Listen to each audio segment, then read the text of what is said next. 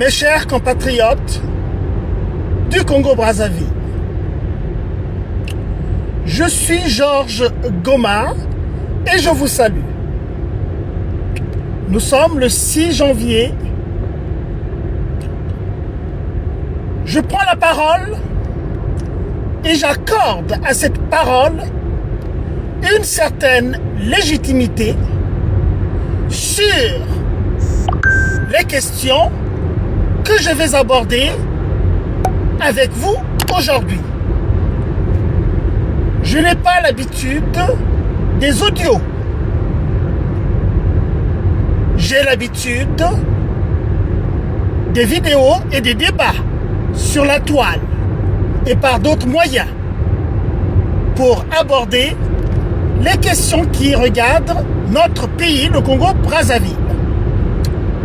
J'ai l'habitude également de la radio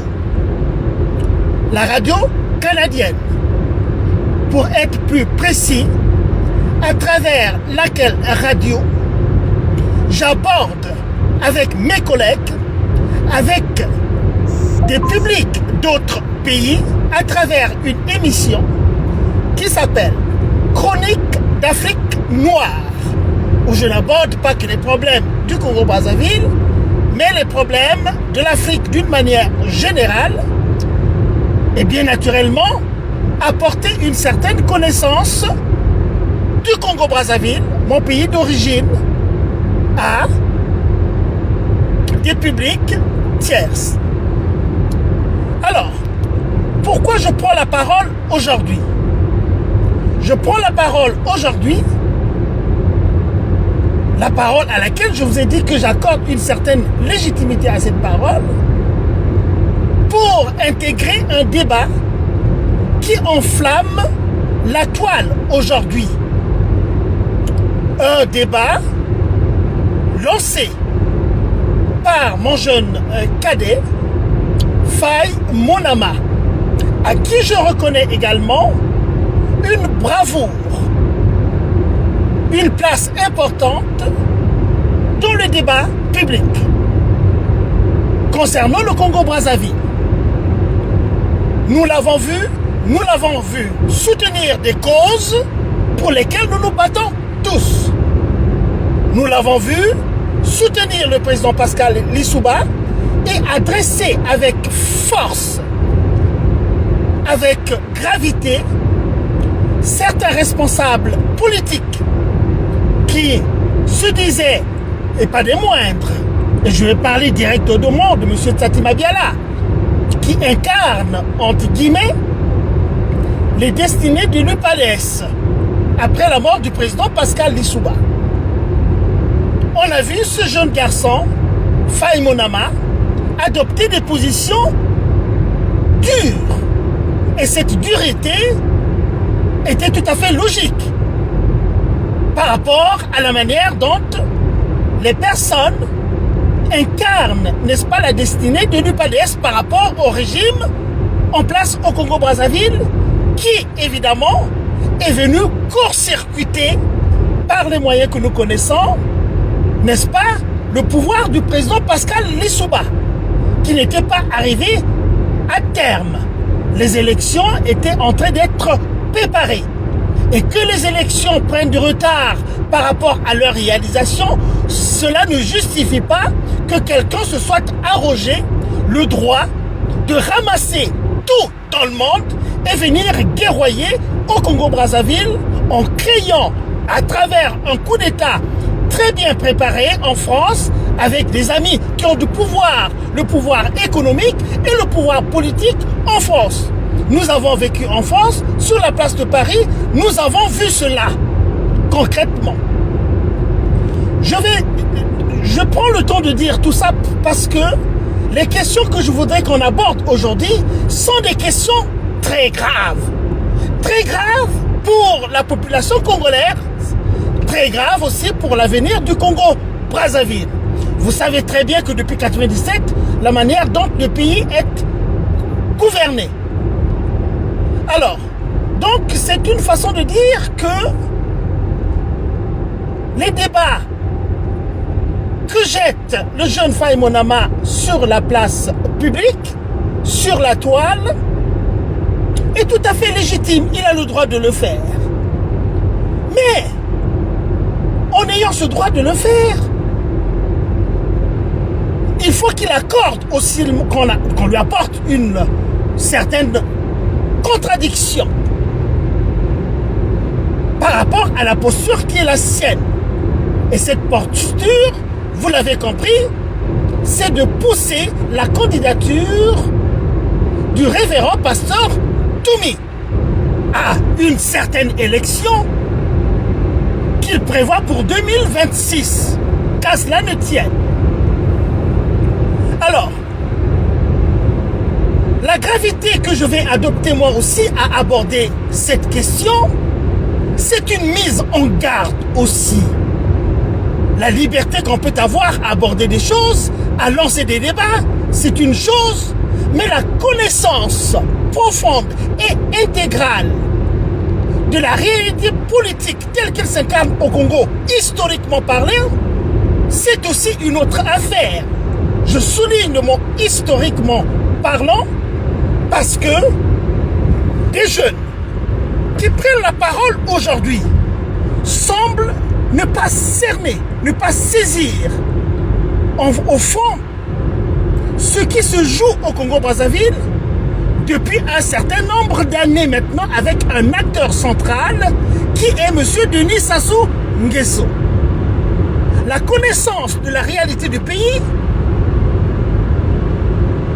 c'est ne jamais oublier que dans ce pays, les gens, des personnalités, pas des moindres, ont été massacrés. Tout simplement pour une affaire de pouvoir. Et quand je parle de ça, je parle du président Marien Ngouabi, qui a été tué dans son palais et dont jusqu'aujourd'hui, la clarté n'a pas été apportée sur la mort de Marien Ngouabi, mais les bien-pensants, le commun de Congolais sait très bien pourquoi est-ce que Marien Ngouabi a été sacrifié. C'est le cardinal Émile Biayenda également. On sait très bien comment est-ce, dans quelles circonstances, le cardinal Émile Biayenda, une personne très innocente, a été tué. Nous avons tous suivi la conférence nationale pour comprendre un peu, pour rassembler petit à petit les pièces du puzzle. Le puzzle qui a abouti, n'est-ce pas, à cette hécatombe qui marque jusqu'aujourd'hui la vie sociale, la vie politique et la vie économique aussi du Congo-Brazzaville. Et tout le monde sait très bien que la vie politique, la vie économique, la vie sociale du Congo-Brazzaville est négativement marquée aujourd'hui. L'autre personne, c'est le président Alphonse Massamba Deba. Nous sommes en 97. Le président Alphonse Massamba Deba, qui a aussi été massacré. Et aujourd'hui, une fois de plus, avec les témoignages que nous avons par-ci par-là, eh bien, le président Alphonse Massamba Deba a été aussi massacré. Autour, n'est-ce pas, des mêmes préoccupations qui ont apporté la mort du président Marien Ngouabi et du cardinal Biayenda. Le massacre ne s'est pas arrêté là. Le massacre ne s'est pas arrêté là, voudrais-je dire. Le massacre, c'est qu'autour de ces événements, beaucoup d'autres personnes ont été massacrées, ont été tuées sommairement au Congo-Brazzaville. Je dis tout cela, une fois de plus, pour attirer l'attention de toutes les personnes qui sortent sur la place publique et qui mettent sur cette place publique certains débats.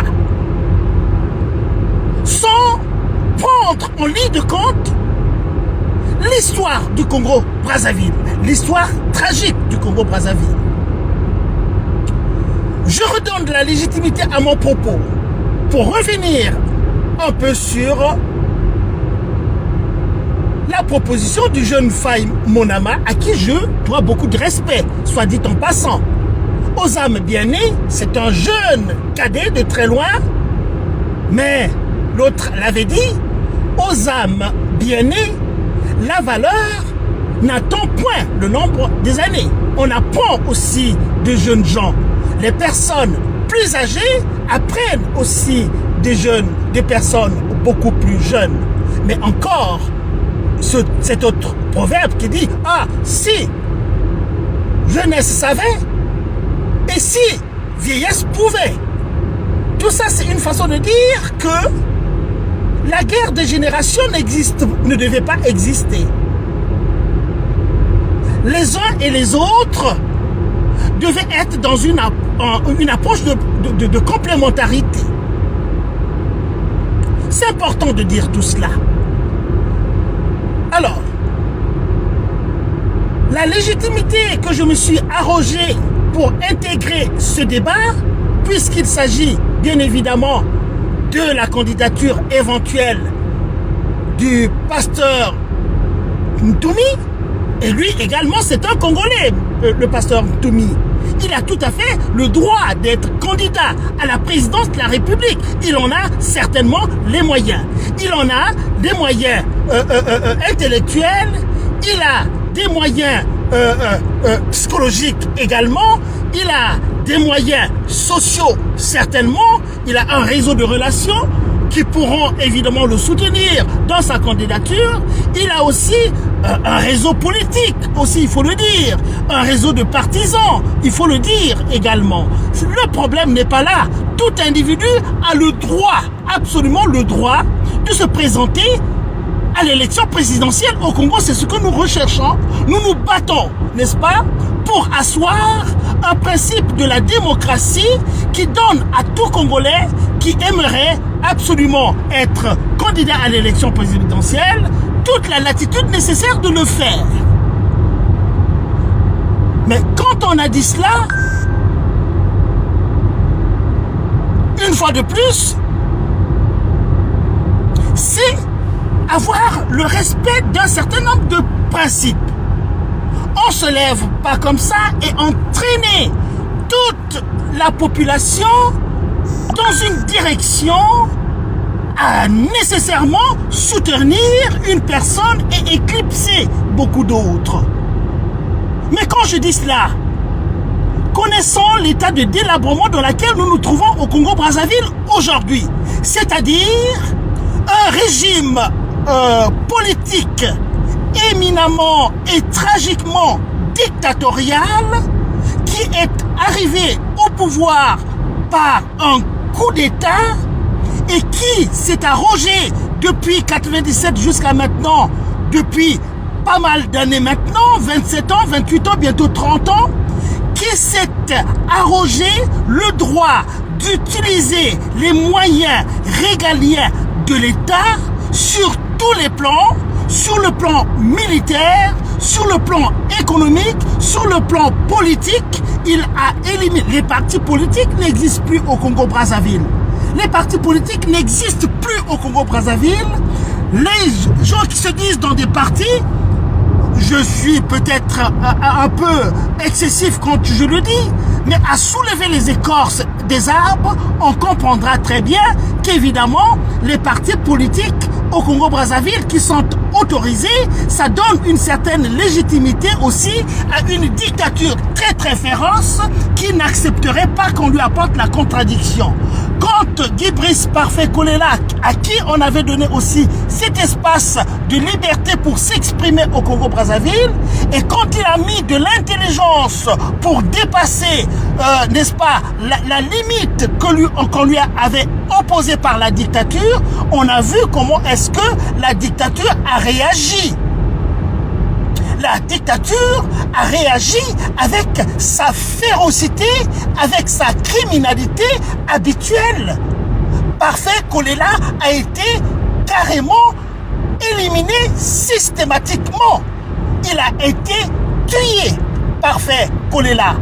Il n'est pas mort en dehors du Congo-Brazzaville, il est mort massacré au Congo-Brazzaville. J'en sais quelque chose puisque nous avons n'est-ce pas, Faye se souviendra de cela et beaucoup d'autres. Lydie Kolela se souviendra de cela. Elle a été au centre de l'action que nous avons essayé de mener ici à Paris avec des avocats, avec des médecins pour chercher, n'est-ce pas, à atteindre la fameuse autopsie, qu'on nous dise exactement de quoi est-ce que Brice Parfait Kolela était décédé. Et cette démarche qui était une démarche de structure, une démarche étalée sur le temps, parce que évidemment nous avons fait parvenir, nous avons fait participer des personnels, des experts dans leur domaine pour essayer de voir un peu la chose clairement. Mais cette affaire a été court-circuitée par ce qu'on a envoyé par le régime de Brazzaville pour enterrer rapidement Guy Parfait Kolela, de sorte que la vérité également sur son décès soit enterrée. On le sait tout cela et beaucoup de gens le savent pertinemment. Donc je disais que les partis qui évoluent au Congo-Brazzaville, le parti de l'UPADS par exemple, n'a d'UPADS que de nom. C'est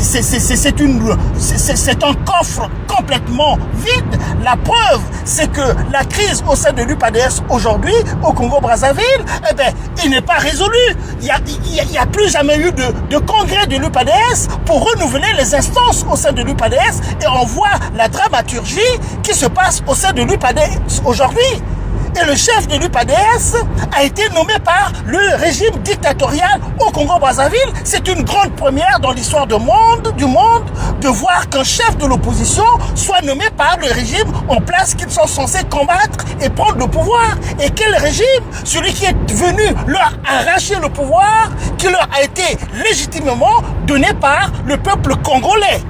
Vous voyez? Donc tout ça, c'est quand même des choses que les Congolais doivent savoir.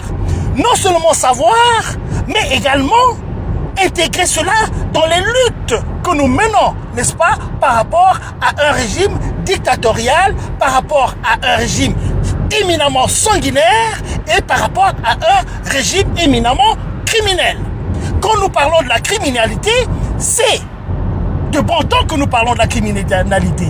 Parce qu'un criminel, c'est une personne, de quelque nature qu'il soit physique, ou qu'il soit, n'est-ce pas, moral, qui cause la mort d'une tierce personne sans avoir la légitimité de faire. On va me poser la question, mais comment peut-on avoir la légitimité de tuer quelqu'un, n'est-ce pas, criminel? Mais non. Certains pays qui ont la peine de mort, par exemple, inscrits dans la Constitution, eh bien, quand il y a suffisamment de raisons qu'une personne soit retirée systématiquement et définitivement de l'espace public, eh bien, on passe par la peine de mort. Ok?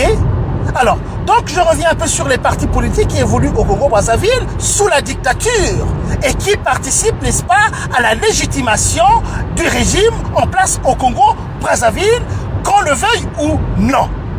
Donc l'UPADS n'est plus que l'ombre de l'UPADS créé par le président Pascal Lissouba. C'est une caisse de résonance du régime en place. Sati Mabiala émarge au budget de la dictature. Il refuse d'organiser, n'est-ce pas, un congrès pour renouveler les institutions. Eh bien, il y a l'UPADS est dans une situation de crise profonde. Le MCDDI, qui était un parti extraordinaire, bien évidemment, n'existe absolument plus, le MCDDI. Et les membres de l'MCDDI sont dans le régime dictatorial. Vous voyez? Donc ça, c'est toutes ces choses-là que les Congolais doivent savoir. En fait, ceux qui s'inscrivent dans le vrai combat, qui est le vrai combat pour le retour de la démocratie et pour les Congolais, parce que le régime de Brazzaville aujourd'hui, la gouvernance qui est menée, c'est au grand détriment des Congolais, puisque la crise que nous vivons aujourd'hui, c'est une crise très profonde, très profonde, qui a été voulue par le régime en place, parce que le régime en place a décidé de faire souffrir les Congolais malgré le potentiel économique qu'a le pays, puisque l'argent du pays, il le dilapide comme nous voyons. l'argent est détourné à des sommes, à des niveaux incommensurables, jamais atteints au Congo-Brazzaville, et ça se fait tranquillement, sans sourciller. Ceux qui le font paradent partout au Congo et à l'étranger. Personne ne les inquiète alors qu'ils sont complètement mouillés dans cette criminalité économique. Tout ça, c'est important. Je dis tout ça, ça a l'air d'être un peu éparpillé, mais j'attire l'attention des acteurs politiques, que ce soit dans la diaspora, que ce soit au Congo, pour leur dire de faire excessivement attention sur les prises de position qu'ils peuvent avoir par rapport au régime qui est en place au Congo-Brazzaville. Les partis, bon, les jeunes gavés aussi qui s'efforcent d'être sur la place, qui ont un discours franc, il faut le reconnaître, ainsi de suite. Ben voilà, c'est des jeunes pleins d'espoir et le fait qu'ils s'expriment tels qu'ils sont en train de s'exprimer, c'est une bonne chose également. Mais quel est l'impact réel de ces partis par rapport aux stratégies que met en place le régime en place? Voilà, c'est ça le problème. Parce que le régime en place, il a une stratégie bien huilée. Il sait faire les choses comme d'habitude et ça a marché jusque-là. Voilà. Aller avec les institutions qui sont des institutions frauduleuses, ben, et c'est obtempéré. Voilà. C'est obtempéré, le régime en place a tous les moyens de coercition nécessaires. Il sait comment, n'est-ce pas, jouer au qui perd gagne. Il a toujours perdu les élections, mais chaque fois il a gagné ses élections.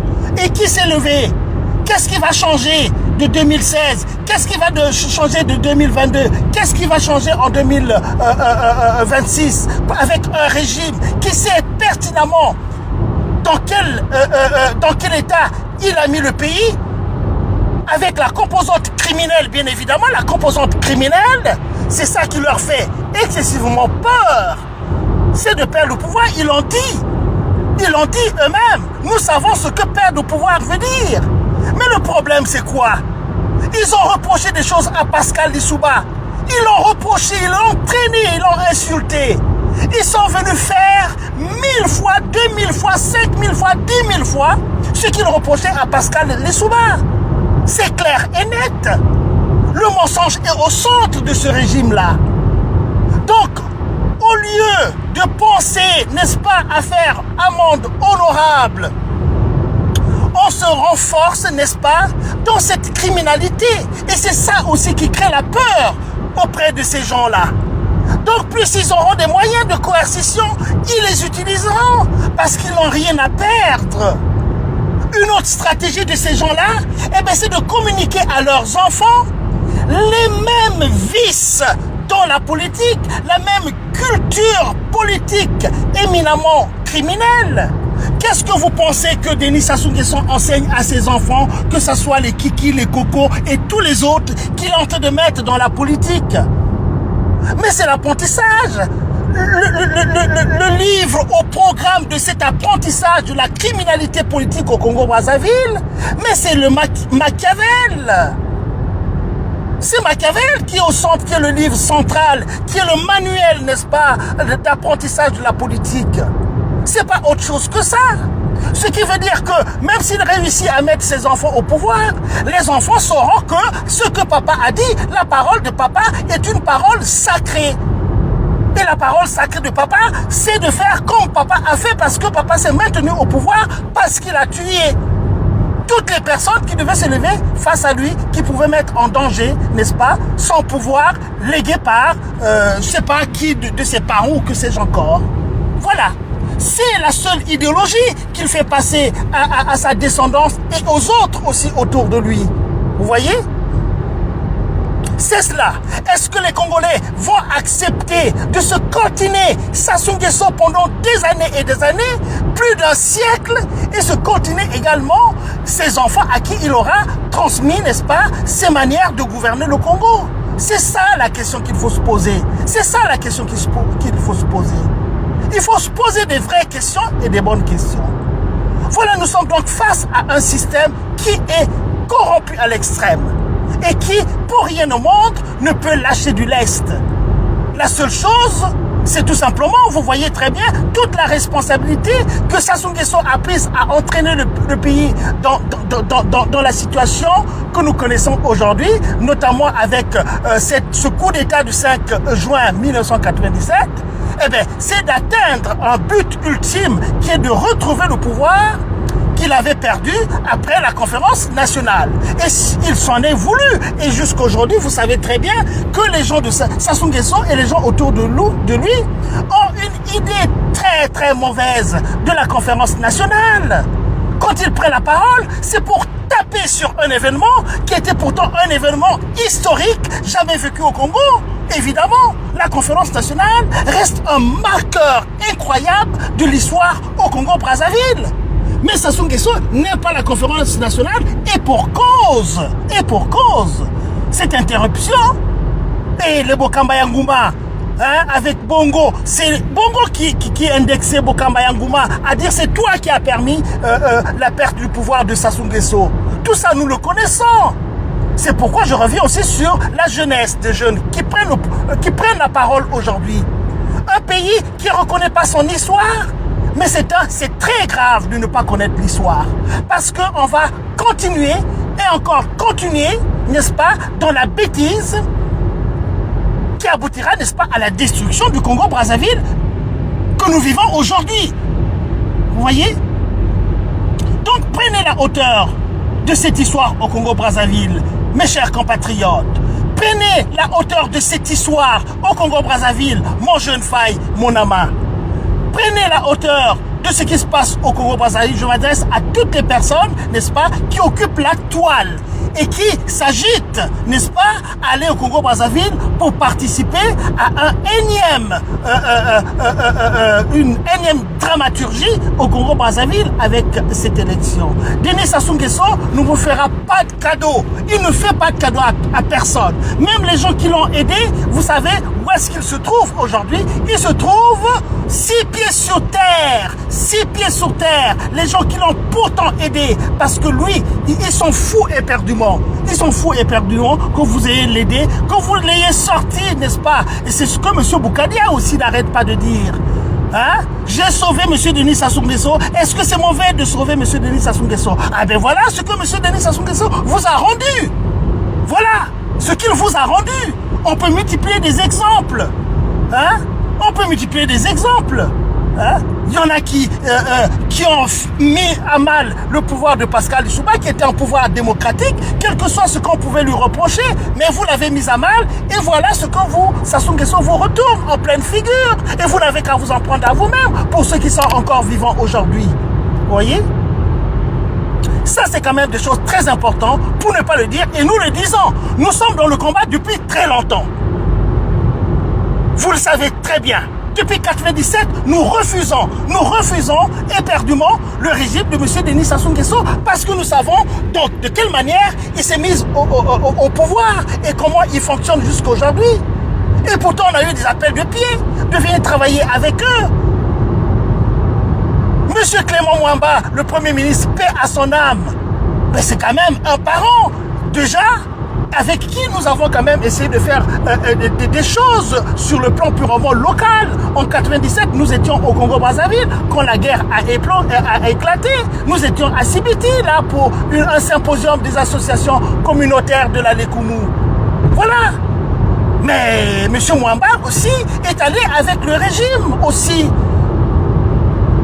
Ce qui est dommage pour moi, c'est que malheureusement, je ne pourrais plus me mettre face au grand frère Mwamba et nous rappeler quand même nos échanges par rapport à ça. Le conseil que nous lui avons donné à l'époque de ne pas manger de ce pain-là.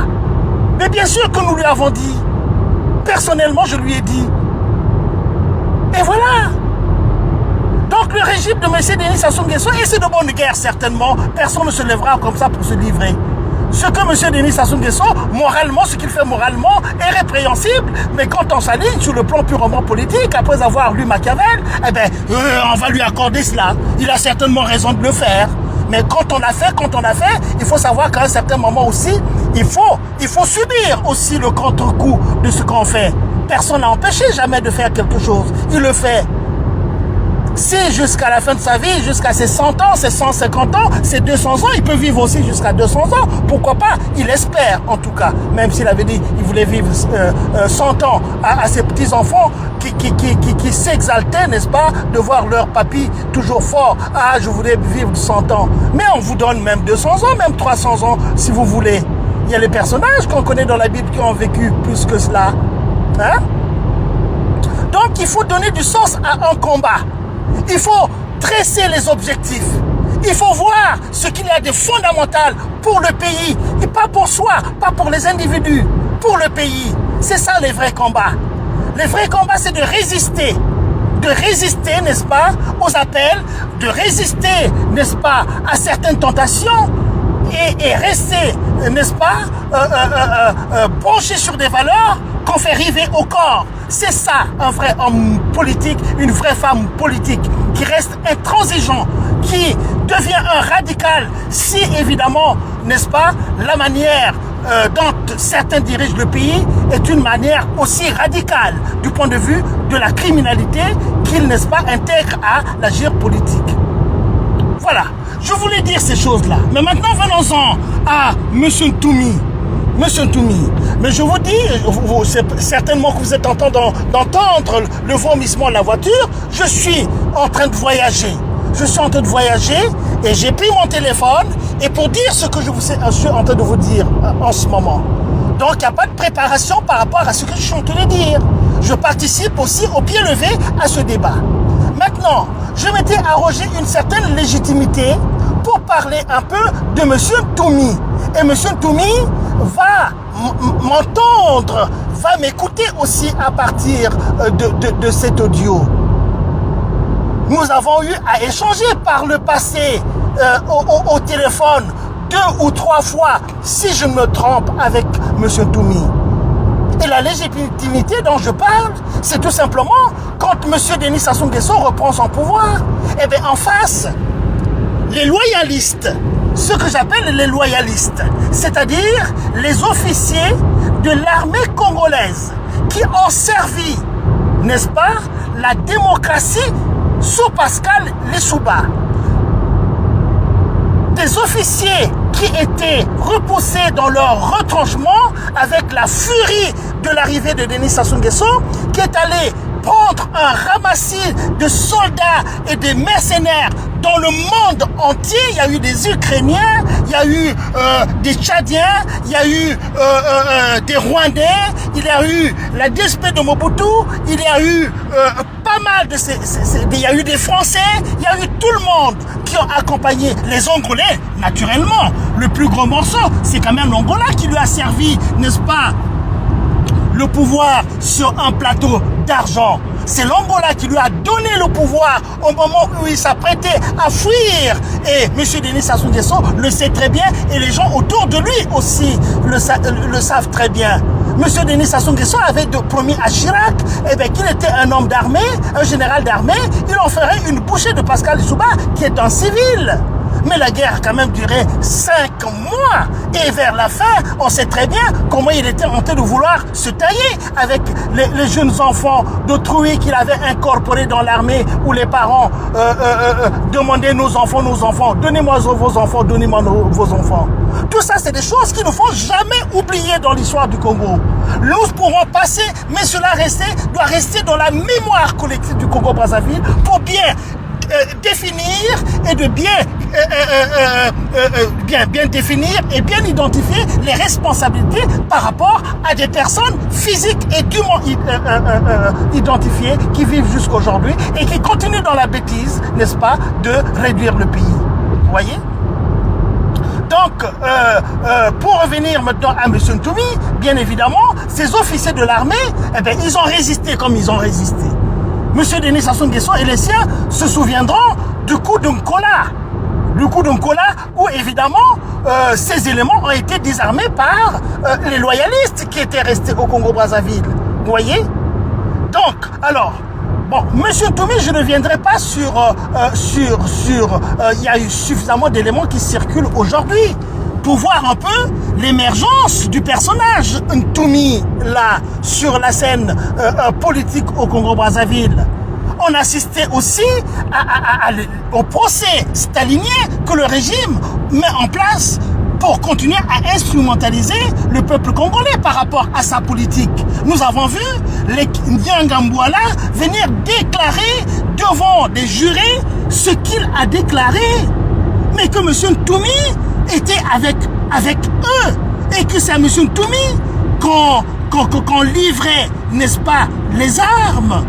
Et d'autres vidéos, des gens qui ont travaillé avec M. Ntoumi font des vidéos, notamment le plus notable, sur l'audio de la personne qui parle en Larry, qui dit très bien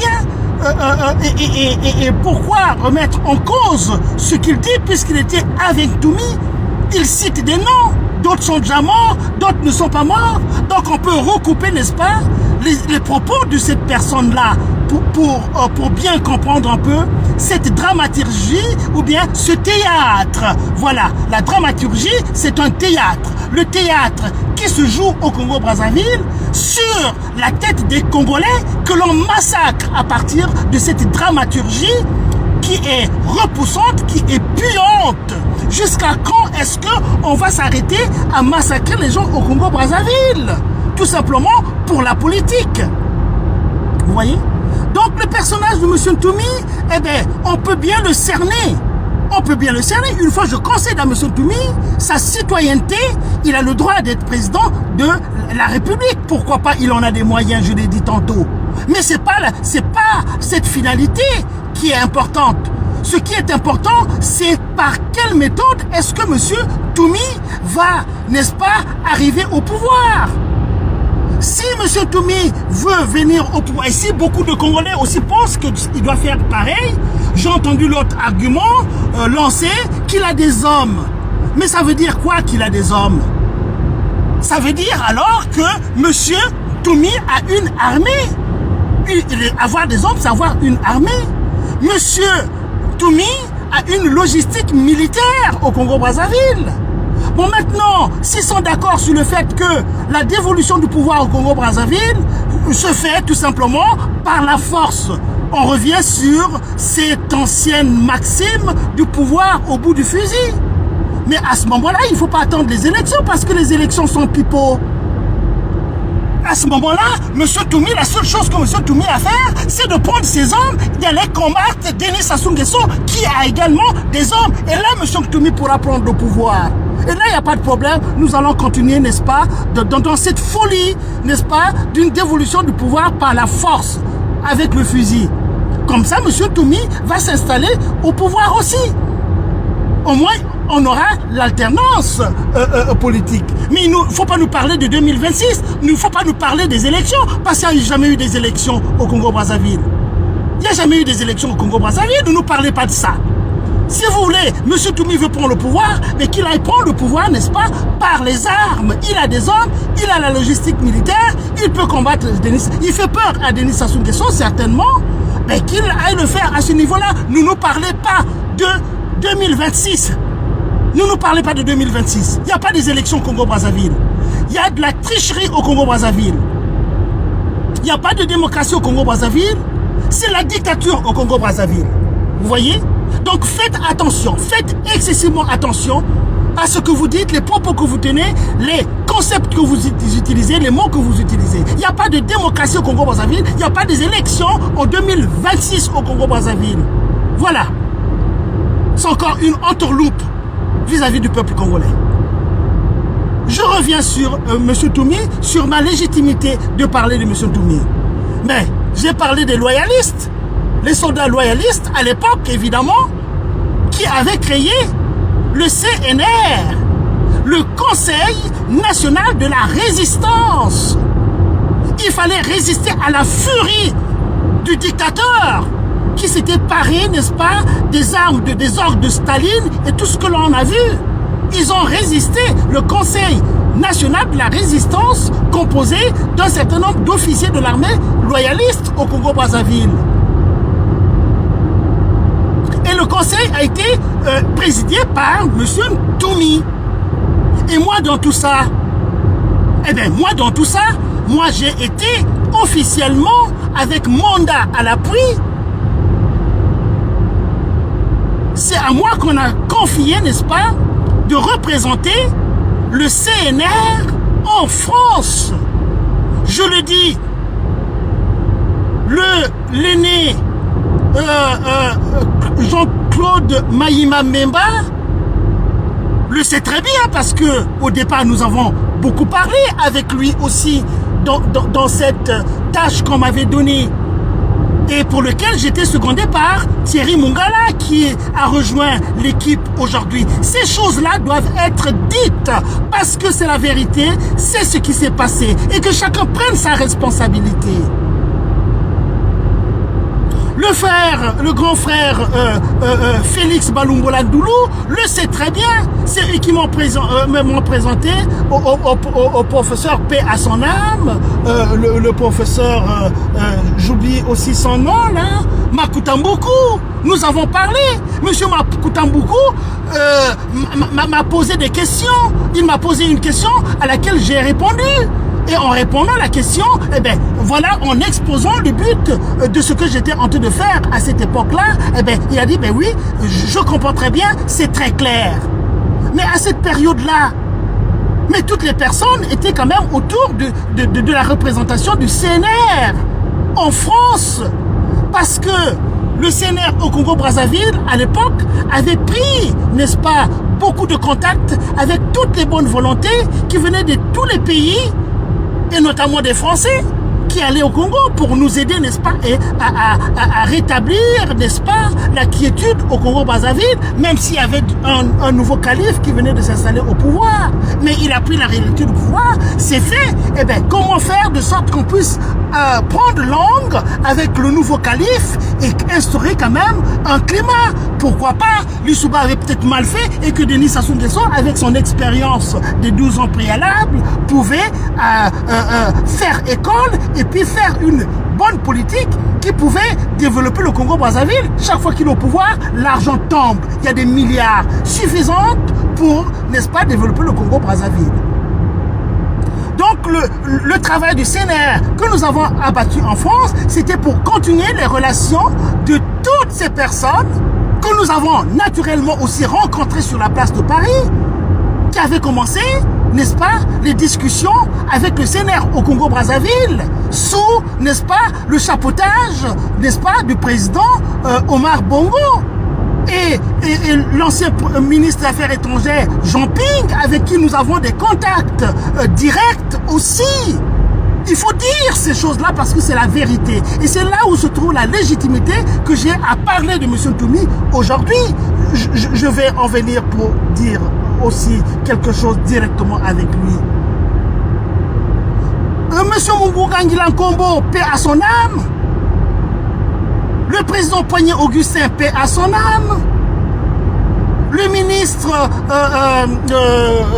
comment on l'appelait, pas mal de personnalités. Le premier ministre, Ange-Édouard Pungui, montant aujourd'hui, il est encore vivant, se souviendra que nous avons travaillé ensemble.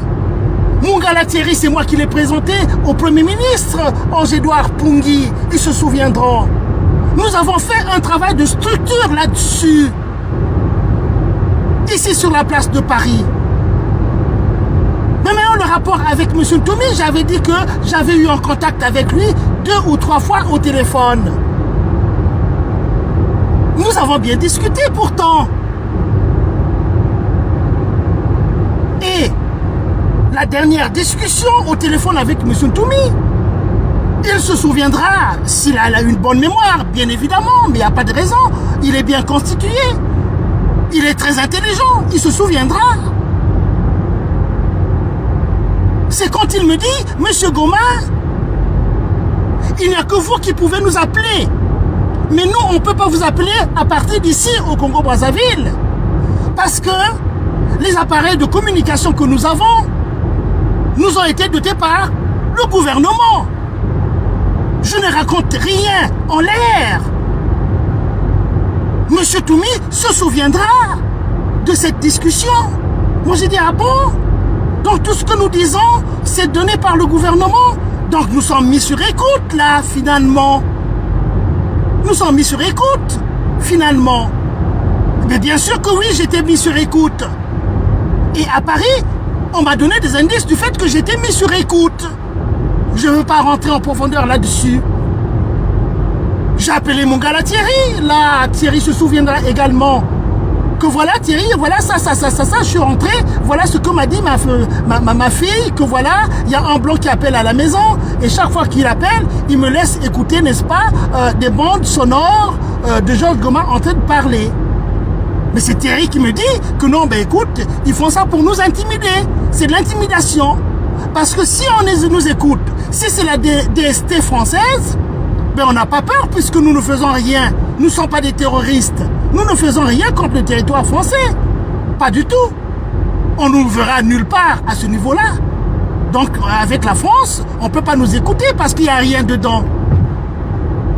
Mais si c'est M. Denis Sassou Nguesso qui, n'est-ce pas, met des cellules en place pour écouter les gens, mais les gens à qui on demande d'écouter, eh ben, on leur donne tout simplement leur dû.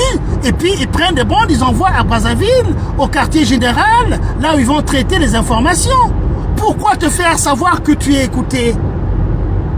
C'est donc de l'intimidation. Je l'ai dit à Poignet Augustin, je l'ai dit à l'époque à Mungunga Ngilan Kombo, je l'ai dit à le ministre M. Nimi Madingou, paix à son âme également. Et toutes ces personnes-là, quand même, nous travaillons ensemble. Quand ils sont partis pour le dialogue en question, là, eh bien, le front, c'était le front, non, à l'époque. Poignet Augustin, Bokamba Yangouma et tous ces gens-là. J'ai dit même à Poignet Augustin que vous allez au Congo-Brazzaville simplement pour légitimer le régime qui a été le pouvoir acquis par la force. Oh non, oh mon neveu, la politique de la chaise vide n'est pas normale, c'est pas bien, il faut qu'on soit là. Moi je dis, tonton, Denis Sassou Nguesso ne peut pas avoir traversé des montagnes et des montagnes de cadavres, retrouver son pouvoir pour vous donner encore la possibilité, n'est-ce pas, que vous le prenez, parce que sur le plan logique, il n'a pas d'argument pour justifier ce qu'il a fait. Il ne peut le justifier que par la force. C'est clair au moins. C'est très clair là-dessus. Ah, ils sont partis. Mais quand ils sont partis, ils sont revenus. C'est le même Poignet Augustin qui m'appelle. Georges, viens à la maison. Et quand je dis ça, mon gars là, Thierry, est aussi au courant. Quand on allait rencontrer Poignet Augustin, il sait très bien ce qu'on se disait là-dessus. Et quand Poignet revient du fameux forum, Georges vient à la maison, j'arrive, qu'est-ce qu'il me dit? Oh Georges, tu avais raison, on est allé dans le palais de congrès, chaque fois qu'on voulait parler, on huait sur nous, on m'a dit, mais tonton, tu n'es pas un petit enfant. Tu as été président de la République pendant 24 heures à une certaine époque, tu étais ministre de la Défense à un temps mémorable. Tu connais la politique, tu étais président de l'Assemblée, du Sénat. C'est quand même du béaba, ça. Et nous savons la suite. Vous voyez? Donc, dans ce travail avec le CNR, nous avons travaillé évidemment pour le Congo-Brazzaville parce que nous voulions évidemment que la seule alternative pour que les Congolais vivent en paix, une paix durable, c'était la quiétude sociale, c'était la quiétude politique et non une paix imposée. Et non une paix imposée comme on le voit aujourd'hui. Vous voyez? Donc M. Toumi me dit, ben voilà, les appareils ont été dotés par le gouvernement. Mais le fameux gouvernement, ce sont les enfants de Sassou Nguesso qui s'occupaient de la communication. Donc ils traquaient tout. Nous savons très bien que notre compte est très fourni là-bas. Nous avons des fiches à ne pas en finir là-bas, nous le savons très bien. Vous voyez? Donc, je redis encore, je n'ai rien contre M. Ntoumi, mais il faut savoir, n'est-ce pas, la perspective politique qu'on choisit pour faire le changement, le fameux changement au Congo-Brazzaville. Mais si c'est la continuité de la politique violente, telle que nous la voyons aujourd'hui, ben M. Ntoumi peut aussi aller avec la force. Et malheureusement, nous les démocrates, on va crever sans jamais atteindre la terre promise qui était un sol démocratique où évidemment les présidents vont se succéder les uns et les autres au pouvoir et rester dans le pays dans la quiétude et participer, n'est-ce pas, à la construction du pays comme on le voit au Ghana où 5 présidents qui se sont succédés se sont retrouvés tous dans un stade à suivre, applaudir un match de football et rester dans le pays. les anciens présidents soutiennent, quand évidemment ils le demandent, le nouveau président. Ça, c'est quand même notre utopie. Et nous accrochons à cette utopie en disant que le Congo est capable, n'est-ce pas, d'instaurer un espace politique, un environnement politique qui est de cet acabit-là. Et ça permettra aussi d'enterrer quand même, de déterrer, n'est-ce pas, la hache de guerre. Je pense que c'est pas enterrer ou déterrer, je ne sais plus l'expression qui est juste, mais voilà, vous connaissez cette expression. On ne va pas quand même continuer à diriger un pays tel que ça y est aujourd'hui dans cette conflictualité. Sassou Nguesso, on lui a donné tous les moyens nécessaires pour développer le pays. Il est incapable de le faire. Il est incapable de le faire. Ils sont incapables de le faire. Ils sont dans un échec incroyable. Ils sont en échec avec eux-mêmes. Tout ne marche pas. Ils sont dans le mensonge. Et maintenant, ce qu'ils cherchent, c'est aller prendre des Rwandais, n'est-ce pas, toujours avec, n'est-ce pas, des stratégies fumistes, mensongères, de chercher à conserver le pouvoir. Avec une dimension même génétique aussi, puisqu'ils forment leurs enfants, j'en ai parlé, ils forment leurs enfants à continuer à incarner le pouvoir avec la même violence que celle que leurs parents, n'est-ce pas, ont utilisée. Mais jusqu'à quand? Jusqu'à quand va-t-on faire ça? Jusqu'à quand va-t-on faire ça? Un tout petit pays où tout le monde pouvait être vraiment très à l'aise, mais à la seule condition, évidemment, que les hommes politiques nous créent un espace où la dévolution du pouvoir se fait le plus simplement possible, des anciennes générations vers les jeunes générations. C'est quand même pas aussi compliqué que cela. Hein? Donc, M. Toumi, c'est ça simplement ce que je voulais dire. M. Toumi, je ne le connais pas personnellement, vous le savez très bien, je le connais sur la base de ce seul, n'est-ce pas, contact téléphonique que nous avons eu à une certaine époque, vous voyez? Donc faites très attention, faites excessivement attention, ce pays a trop souffert. Ce pays continue à souffrir et même la souffrance d'aujourd'hui est 1000 fois supérieure à la souffrance d'autrefois, de Sassou 1 par exemple. Parce qu'aujourd'hui, la composante, n'est-ce pas, criminelle, et encore a pris de l'espace incroyable au sein de l'agir politique aujourd'hui au Congo-Brazzaville. Jusqu'à quand? Jusqu'à quand? Jusqu'à quand? Est-ce que les gens ne peuvent pas, un temps soit peu, essayer de regarder un peu en arrière et se dire que non, ce que, comme ils ont dit eux-mêmes, le jour où nos enfants sauront ce que nous avons fait de ce pays, ils iront pisser, n'est-ce pas, sur nos tombes. Je pense que c'est à Ngakala, que Michel Ngakala, qu'on doit cette expression, ou à d'autres, je n'en sais rien, ils ont le même discours, ils ont été la même école, donc ils pensent de la même façon. Mais jusqu'à quand? Voyez?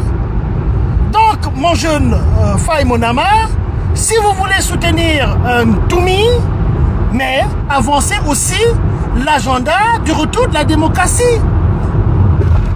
Le but ultime devait être celui d'assainir un espace politique, démocratique au Congo-Brazzaville, où les Congolais seront face à toutes les personnes qui veulent être président de la République au Congo-Brazzaville, sans exception, y compris les enfants de Denis Sassou Nguesso, y compris Ntoumi, y compris tout le monde, les jeunes gavins et tous les jeunes qui sont en train de s'exprimer avec beaucoup de courage sur l'espace politique au Congo-Brazzaville. C'est ça. Mais il ne faut pas, comme ça, pousser les gens, décréter une personne comme ça, que c'est lui qui doit être le candidat. Ça ne se passe pas comme ça. Ça ne se passe pas comme ça. Hein? On ne peut pas décréter que telle personne, c'est telle personne qui doit être... C'est la personne d'abord qui doit faire un acte volontaire de candidature à la présidence de la République. Voilà. Arrêtez d'instrumentaliser les gens. Arrêtez d'instrumentaliser les gens. Battons-nous pour créer un espace démocratique où tous les Congolais, sans exception, participeront, n'est-ce pas, de la façon la plus claire possible à une élection présidentielle. procéder par élimination des premiers tours, de deuxième tour, ou que sais-je, des primaires, ou que sais-je encore. On peut quand même se permettre, le Congo a tout le potentiel pour ça. On a démontré en 92 que nous pouvons être un État démocratique, et Pascal Lissouba est un président jamais élu démocratiquement au Congo-Brazzaville. On peut reblotter cela. Hein? Donc, créons un espace, réfléchissons d'abord à un espace pour ceux, évidemment, qui disent qu'ils aiment le Congo-Brazzaville. Créons cet espace démocratique où tout le monde va se présenter devant le peuple congolais et les Congolais vont interroger tout un chacun sur ce qu'a été sa responsabilité dans l'histoire récente du Congo-Brazzaville. Donnez au moins aux populations, par respect à la population congolaise, donnons-leur cet espace de liberté de s'exprimer. Vous n'allez pas aussi continuer à traumatiser les Congolais comme Sassou Nguesso l'a fait.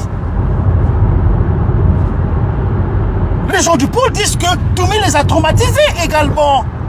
Alors, si Toumi les a par hypothèse, hein, je n'étais pas là, mais si par hypothèse Toumi les a traumatisés, mais alors, vous pensez que une fois pris le pouvoir, il va arrêter de traumatiser les personnes qui aussi voudront faire comme lui, venir prendre le pouvoir par la force?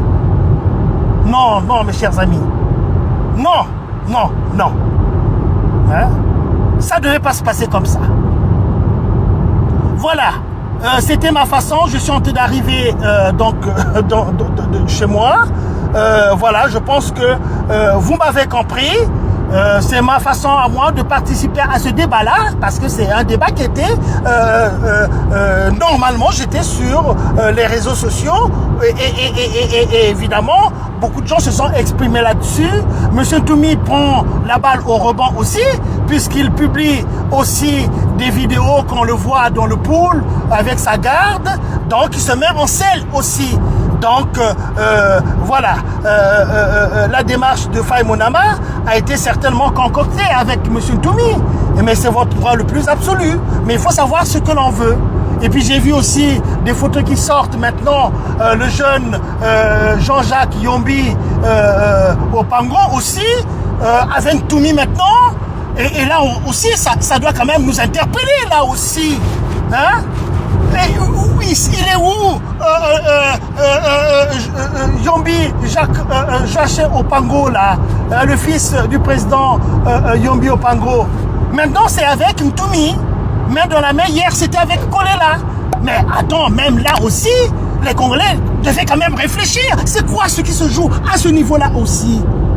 C'est Yombi qui est venu enterrer vite son frère, entre guillemets, Parfait Kolela. Qu'est-ce qu'il avait enterré vite avant de chercher des preuves pour savoir au moins de quoi il est mort, hein? Et maintenant, ben, il va de l'autre côté là-bas. Maintenant, ça va être Toumi. Ça va être Toumi. Mais Toumi, faites attention. Faites attention parce que on connaît ce qui se passe souvent dans ces circonstances-là. Hein? Vous êtes peut-être plus futé que Parfait Kolela, mais faites attention quand même. Hein? Ne vous laissez pas instrumentaliser non plus. Ce serait quand même tragique. Merci d'avoir pris le temps de m'écouter. Je suis Georges Goma. Et merci beaucoup encore. Au revoir.